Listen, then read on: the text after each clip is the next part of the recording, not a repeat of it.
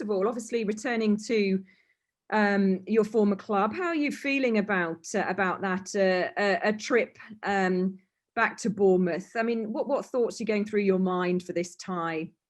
Yeah, I'm looking forward to the game. Obviously, off the back of the Leeds result and our form in general, really. Other than this minor blip with COVID at the club, we've been in good form. So, yeah, really looking forward to it and hoping that we can go there and get a result and sort of show the qualities that we showed in previous games, really. As John was saying there, you've not been able to train over the past week. You've missed a number of matches because of this COVID outbreak. How hard has that been for the side to sort of, take yourselves into this tie tomorrow evening?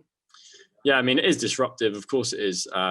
You want to be training regularly, you get into a rhythm playing your games. And like I said, we're in good form and, been unbeaten in a lot of games now, cup and league. So as a player in that situation, you just want the games to come thick and fast and you want to carry on playing. So, it's difficult, but I'm sure there's been plenty of football clubs up and down the country that have had to deal with this at some point this season. I think it's something that probably everyone was aware of at the start of the year, that there are going to be times where, it's not normal and it's about adapting to that. So, we've tried to do that as much as we can as a squad this week and been able to come in and train today, obviously, before tomorrow's game. So, it's just about making the best of every situation, really.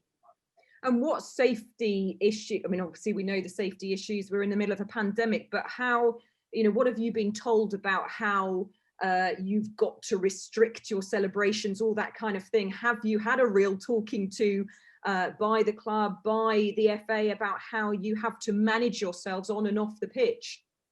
Yeah, I think it's it's quite common knowledge, really, if you follow the news and see that sort of the serious nature of everything that's going on. So, we're fortunate as footballers that we're able to carry on playing and training, and gives us a sense of like normality, which probably a lot of people aren't getting at the moment. So I think we have to sort of feel grateful for that. And like you say, take it seriously in terms of there has been messages from, I know, the FA and the PFA, and sort of it's been made quite clear to us as players that, if we can do everything we can to help the situation, then we should. So, it's difficult sometimes in games, players' emotions overspill and things happen. But I feel like on the whole, a lot of footballers want to carry on playing football and also want the situation to improve for everyone. So, I'm sure everyone's on board with that.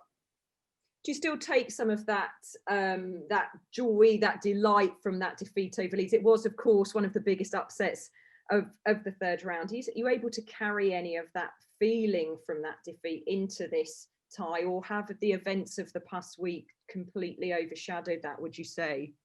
I wouldn't say it's overshadowed it. If anything, it's been strange because we finished the Leeds game and sort of our focus was straight back to the league. We're in a good position in the league still, and it was looking to build on that, really. Obviously, that's not been the case because our games have been cancelled and been postponed. So I feel like we're still in a positive place as a team. Obviously, it's been a little bit unfortunate with what's happened this week, but we're still confident. We've been playing well, and like we've had Zoom call sessions and fitness to try and kind of keep ourselves topped up. And actually, in a way, sometimes it's a little break, it's a chance to rest your body, and it doesn't actually happen often in a season. So I think like the gaffer said, you've got to use it as a positive and sort of take as much from it as you can, and then hopefully that'll benefit us for tomorrow's game. And just one final question from me: what went through your mind when Bournemouth came out in the draw? What did you think at that point?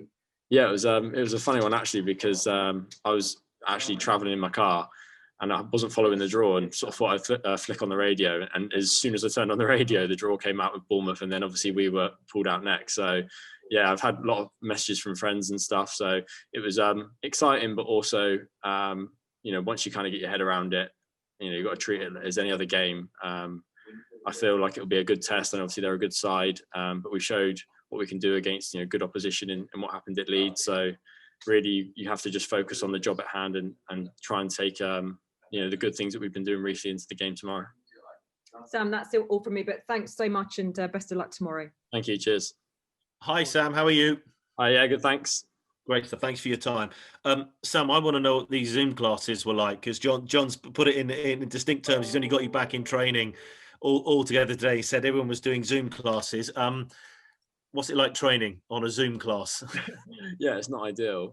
It's actually a lot harder than you think, because obviously, we're used to running around and training, and a lot more of it's gym based. So yeah, you end up doing a lot of press ups and burpees and whatnot in your kitchen, which isn't ideal. But yeah, it's something that had to be done. Obviously, we didn't know when we'd be able to come back in and train, and you know, you don't want to lose out on fitness, and we've all worked hard to build up to a certain level within the middle of a season. You don't want that to drop off. So, you know, it's nice we got to get back out on the grass today and actually put in some you know, good preparation for tomorrow. Obviously, it's an obvious question to say, you know, are you going to be undercooked? But I suppose it's probably a bit more nuanced than that. How do you weigh up the negatives and the positives of the situation that you're in due to COVID? What do you see as the negatives and the positives of having to do Zoom for training? You know, sometimes it can actually work in your favour. The camaraderie, the team spirit can all come through. What are the negatives, positives here? Yeah, I feel like obviously it's not ideal to have any disruption in the middle of a season. Obviously, we've been playing well, getting good results, and on a good run of form. So, as a team, we want to continue playing. You don't want to break. But on the flip side of that, you know, it's such a busy schedule this year, so much football to be played. It is testing physically on all the lads. So it gives you a small window of opportunity to rest and sort of allow your body a little bit of time to recover. So hopefully, you know, now going into another busy schedule, you know, we'll all be fresh and ready to kick on. Football does carry with it, you know, a huge amount of emotion, and that's part of the pull for players and spectators alike. How much emotion is going to be in this fixture tomorrow, given John's history? You know, you obviously you've got a close connection with him. He said he's known you since you were 15. There are clearly some issues there dating back to his time there. So how much can emotion come into this that you want to do it for the boss, do it for the gaffer? Yeah, sure, that's a factor.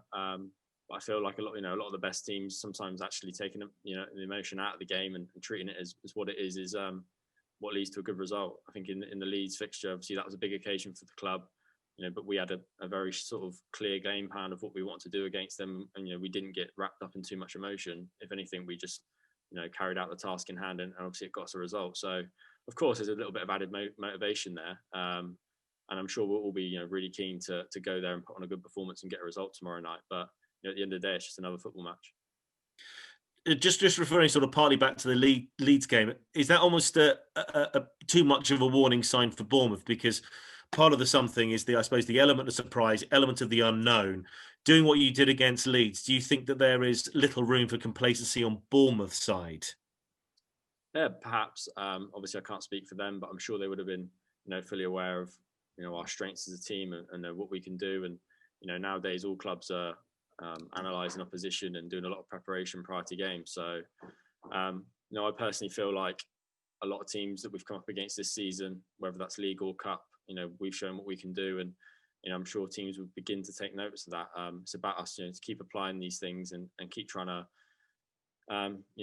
impose ourselves on the game as a team, and hopefully we can do that tomorrow. Just a final question for me, and you have in the most part answered it previously, about celebrations. Given that it is very, very difficult in the moment, as you described there, to sort of that emotion and the thrill of, say, scoring a goal, but say you do have something to celebrate and there is a goal, is there someone in the side that is almost like an enforcer, just to say, fellas, we're on, everyone's watching, just be calm, just be collected in the moment? Are there any other, more senior players or yourself or whoever that's going to be on the pitch to sort of try and make sure that the celebrations don't become too exuberant? I asked the question knowing in the full point that you've answered earlier that it is emotional. I do get it, but are there going to be people on the pitch that will remind you? I think as players, it's our responsibility, I guess. I'm sure it's something that will maybe get mentioned prior to the game and something that we need to remember when we're out there. I wouldn't say there's one particular senior player or anyone in particular that would lead that. I think it's something that's a group of players, we just need to be mindful of, and kind of keep it in our minds that, we're lucky to be out there playing, and being able to do what, we all love doing. So it's about doing everything we can to keep that as it is. And obviously, everyone wants to help the situation. So I'm sure, all of us as players will be sort of conscious of that. Sam, thanks ever so much for your time. Best of luck now tomorrow night, but thank you again. Thank you. Cheers. Hi, Sam. Yeah. Just sort of the crazy world we're living in at the moment with the pandemic and everything. Do you sort of think that the gap maybe between, I don't know, Championship and League Two sides might be a bit smaller due to the sort of no crowds, the crazy schedule everyone seems to be under? Perhaps, yeah, maybe. I mean, you know, undoubtedly, you know, financially, the money that's spent in the Championship on players and, you know, the squad sizes and the facilities and everything they've got at hand, you know, is of a higher level than what we're at. But I think you've seen in the FA Cup this year, and obviously in our games and in other fixtures, that I think when teams apply themselves, and when it comes to what's actually happening on the pitch, then, you know, anyone can beat anyone on their day. So it's definitely, you know, something that us as a lower ranked team in the cup competition, you know, we need to draw on that and definitely sort of draw from the Leeds game and realise that, you know, when we're on our day, then you know, there's no reason why you can't beat anyone. Yeah, sure. And sort of just reflecting on your own time at Bournemouth, how do you sort of look back on that? Yeah, I was there a long time, sort of from a young age, of sort of through the academy from 10 till 20. So I had quite an up and down time there, to be honest. I broke through at a young age and then had a few injuries and setbacks, which sort of limited my opportunities. And obviously the club went on to get into the Premier League, which is, you know, always makes it difficult as well. So, you know, on the whole, I don't have a real bitter taste towards the club. Like, you know, I would have loved to have played more there and achieved more there in my time. But, you know, it still gave me a great sort of footballing education from a young age. And, you know, things that I learned from Bournemouth and the people and coaches that I worked with there, the things I did at a young age have helped me throughout my career, you know, later on in my career and even up to now. So, yeah, I'll always be grateful for sort of the upbringing that I had at the football club. But like I say, now I've moved on, and, you know, really tomorrow when it comes down to it, it's just another game of football, and, you know, we'll be going there really want to get the result. Sure. How far did you get there at Bournemouth? Sorry, say that again. First team. I was a professional there from sort of 16 through to 20. So I had a few loans, was involved in a few squads, but yeah, it's like I say, I had a few injury problems. So I spent a lot of time out, and then yeah, off the back of that, really ended up going on some loans, and I ended up sort of signing permanently elsewhere off the back of my loans at the time, really. But you know, I still have friends at the club, players wise, and know some staff that I work with there. So you know, I'm sure it'd be nice to see a few old faces. And Jason Tyndall, did you work much with him? Yeah, I worked a lot with obviously Eddie previously and Jason in terms of training, and the assistant there now, Stephen Purchase, he was my old 23s manager. So, you know, we've had a very good relationship with him. And like you say, it happens in football, players move on. Yeah. I think in the end, it was the right time for me to move on in my career. Sort of needed to go out and go somewhere where I was going to play first team football. And, you know, and they were supportive of that. So, yeah, no real hard feelings. It's, for me, it's now I've moved on and focused on my career, and, you know, I'm looking to progress and, you know, kick on as much as I can personally. So, yeah, I'll just go back and treat tomorrow night like any other game. Good stuff. All the best, Sam. Thank you. Cheers.